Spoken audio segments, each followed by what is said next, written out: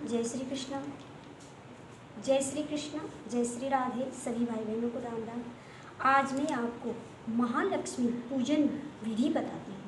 महालक्ष्मी का ये व्रत कब किया जाता है ये मैं आपको बताती हूँ। भाद्रपद शुक्ल अष्टमी के दिन महालक्ष्मी का पूजन शुरू किया जाता है और आश्विन कृष्ण अष्टमी को इसका समापन किया जाता है। इन 16 दिनों में पहले भाद्रपद शुक्ल अष्टमी के दिन महालक्ष्मी को मिट्टी के बने हुए हाथी के ऊपर विराजित करके उसकी विधि विधान से पूजा की जाती है। उसे चुनरी ओढ़ाई जाती है, उसके सारे श्रृंगार किए जाते हैं और उसकी पूजा के बाद में धूप दीप अगरबत्ती जोत जला के आरती की जाती है और चंद्रमा उदय होने पर चंद्रमा को अर्घ्य देकर भोजन किया जाता है। मीठी चीज़ का भोग लक्ष्मी जी को लगाया जाता है। ऐरावत हाथी के खाने के लिए दाने वगैरह रखा जाता है। इस प्रकार ये व्रत 16 दिन तक चलती है। कच्चे सूत की 16 तार का धागा लिया जाता है। उस 16 तार के धागे में 16 गांठ लगाई जाती है। जैसे अष्टमी को एक गांठ लगा दी, नवमी को 2, दसवीं को 3, इस प्रकार 16 दिन तक एक एक गांठ लगा के आश्विन कृष्ण अष्टमी को पूरी 16 गांठें हो जाती है और अष्टमी की संध्या को इस व्रत को समापन किया जाता है। अष्टमी के दिन हाथी पर बैठी हुई लक्ष्मी जी की पूजा कर चंद्रमा को अर्घ्य देकर इसका समापन किया जाता है। दूसरे दिन लक्ष्मी जी का विसर्जन किया जाता है। अगर लक्ष्मी जी की मूर्ति तांबे पीतल की है तो उसकी जगह हम उसकी पूजा की जो माल्य है वह समय उनका विसर्जन कर देते हैं। अगर मिट्टी की लक्ष्मी जी है और मिट्टी के हाथी है तो उनको हम गंगा नदी या किसी भी तालाब में विसर्जन करते हैं। अगर विसर्जन की जगह हमारे पास नहीं है तो किसी बाल्टी में स्वच्छ जल डालकर उसमें गंगा जल डालकर उसे गंगा मानकर उसमें हम विसर्जन करें और बाद में 3 दिन बाद में उस पानी को पेड़ों में डाल दें। ये विधान है। इसकी पूजा विधि विधान से करने से घर में लक्ष्मी वैभव सब कुछ आ जाता है। हाथी मिट्टी के बने हो तो ये अति उत्तम है। एक बार इसकी कथा इस प्रकार है। एक बार हस्तिनापुर में श्री व्यास जी पधारे और धृतराष्ट्र ने कहा, हे पितामह, हमारे इस हस्तिनापुर में लक्ष्मी जी रुष्ट होकर चली गई है, इसलिए सारे पुत्र एक दूसरे के दुश्मन शत्रु हो गए हैं और राजकाज सब कुछ अस्त व्यस्त हो गया है। लक्ष्मी जी रुष्ट हो गए, इसलिए हमें कोई ऐसा व्रत कोई ऐसा विधान बतलाइए जिससे माँ लक्ष्मी हमारे हस्तिनापुर में निवास करें। तब महर्षि व्यास ने बतलाया था ये व्रत, कहा था कि भाद्रपद शुक्ल अष्टमी से लेकर आश्विन कृष्ण अष्टमी तक ये व्रत लक्ष्मी जी का गज लक्ष्मी व्रत कीजिए। हाथी पर लक्ष्मी जी को विराजमान कीजिए और उसका धूप दीप केसर अबीर से उसकी पूजा कर मीठे चीज़ का भोग लगाओ और हाथी को दाना खिलाकर उसका चंद्रमा को अर्घ्य देकर खुद स्वयं भोजन करें। जो स्त्री इस व्रत को करती है उसका सुख और सौभाग्य तो बना रहता ही है और लक्ष्मी उसके घर आजीवन निवास रह करती है और उसको जीवन में कभी पैसों धन की कोई कमी नहीं रहती ये व्रत करने से।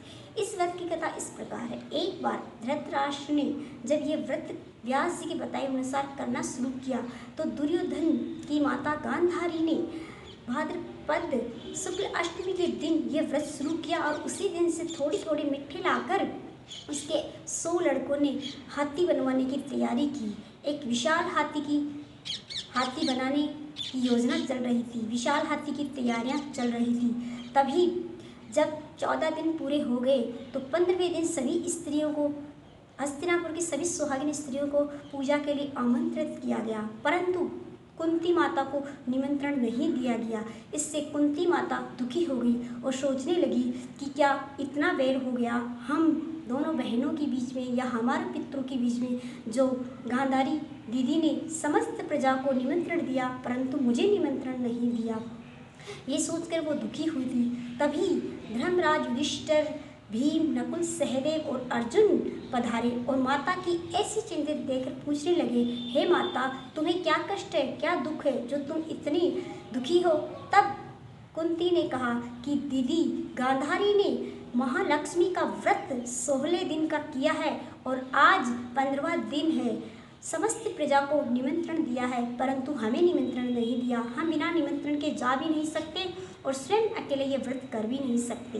तब अर्जुन ने कहा, इस व्रत में क्या करना होता है? तब कुंती माता बोली, इस व्रत में एक विशाल मिट्टी का हाथी बनाया जाता है, उसका स्वस्ति वाचन करके उस पे लक्ष्मी जी विराजित की जाती है और उस लक्ष्मी की पूजा की जाती है। ये हम एक दिन में तो नहीं कर सकते और प्रजा राजा के खिलाफ कैसे जा सकती है? धृतराष्ट्र इस हस्तिनापुर के राजा है। ये बात सुनकर अर्जुन बोले, कोई बात नहीं, राजा हस्तिनापुर के खिलाफ हम नहीं जा सकते, परंतु हम अपना एक अलग हाथी बना के उसकी पूजा कर ही सकते हैं। तब माता बोली, एक दिन में नहीं हो पाएगा। तब अर्जुन ने सोच विचार के एक पत्र लिखा, देवराज इंद्र के नाम, उस पर लिखा कि आप ऐरावत हाथी एक दिन के लिए आश्विन कृष्ण अष्टमी के दिन मेरे हस्तिनापुर के महल में भेज दिए।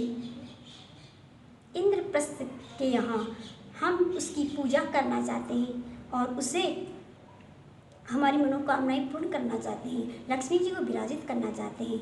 जब अर्जुन ने ये पत्र लिखा, एक बाण में लपेट कर तीर चलाई, वह बाण स्वर्ग में चली गई और राजा इंद्र के पास गई। तो इंद्र ने जब ये पत्र पढ़ा तो ऐरावत हाथी के सारथी को उसे ये हुक्म दिया गया कि आज ऐरावत हाथी को धरती पर जहाँ अर्जुन का महल है, जहाँ अर्जुन हस्तिनापुर में इंद्रप्रस्थ है, उस जगह उतार कर इसकी पूजा करवा के दूसरे दिन इसे वापस लाओ। ये सुनकर ऐरावत हाथी का सारथी तुरंत बाण के द्वारा उसी जो अर्जुन ने बाण भेजा था, उसी बाण के द्वारा सूक्ष्म रूप से उस हाथी को धरती पर उतार दिया। और जब माता कुंती को ये पता हुआ कि ऐरावत हाथी इंद्रदेव भेज रहे हैं, तब बहुत प्रसन्न होकर वह विधि विधान के साथ महालक्ष्मी का पूजन करने के लिए तैयारियां करने लगी। तभी गांव की सभी स्त्रियां पूछने लगी कि ये कुंती माता क्या कर रही है। तब कुंती माता ने कहा कि मैं भी महालक्ष्मी का पूजन की तैयारी कर रही हूँ, परंतु सब लोग हंसने लगे कि गांधारी जैसी पूजा कोई नहीं कर सकता। उसने एक विशाल हाथी बनवाया है और उसी की हम सब पूजा करेंगे। तुम एक बिना हाथी के कैसे इस गजलक्ष्मी की पूजा करोगी? परंतु कुंती माता ने कुछ नहीं कहा और वह खुशी खुशी तैयारियां करने लगी। दूसरे दिन अष्टमी थी, आश्विन कृष्ण पक्ष अष्टमी के दिन सुबह से ही तैयारियां चल रही थी। माता कुंती ने स्वस्ति वाचन करके धरती को शुद्ध करवाया और ब्राह्मणों द्वारा स्वस्ति वाचन करवाया और वहाँ पे इंद्र के ऐरावत हाथी को विराज करने के लिए आलीशान शॉल चादरें बिछवाई गई और पुष्पों की वर्षा की गई। गंगा जल का छिड़काव किया गया, केसर अबीर की सुगंध फैलाई गई। जब ऐरावत हाथी उतरा तो जय जयकार की ध्वनि गूंजने लगी, ढोल नगारे बाजने लगे, मृदंग बाजने लगे। मृदंग और ढोल नगारों की आवाज़ सुन के समस्त प्रजा को पता चला कि माता कुंती के यहाँ ऐरावत हाथी उतरा है। तो वह गांधारी के महल में जाते जाते माता कुंती के महल में आ गई और कुंती माता के यहाँ ऐरावत हाथी को देखकर सभी प्रसन्न हो गए। माता कुंती ने ऐरावत हाथी को विराजित करवा के उसकी विधि विधान से पूजा की और उसे खाने के लिए बहुत सारे अन्य प्रकार के व्यंजन खिलाए गए। बाद में लक्ष्मी जी की स्वर्ण मूर्ति ऐरावत हाथी के ऊपर बैठा के उसकी भी बहुत ही विधि विधान से पूजा की गई और उसकी पूजा करने से माता लक्ष्मी बैकुंठ में से प्रसन्न होकर धरती लोक पर आ गई और माता कुंती के सामने उपस्थित होकर बोली कि हे माता कुंती, मैं तुम्हारी भक्ति से, तुम्हारी सेवा से बहुत प्रसन्न हूँ। तुमने एक दिन में सार्थक कर दिया कि जो औरतें 16 दिन ये पूजा करती है उसका तो कहना ही क्या। जो पूजा तुमने आज की है, अगर वह भाद्रपद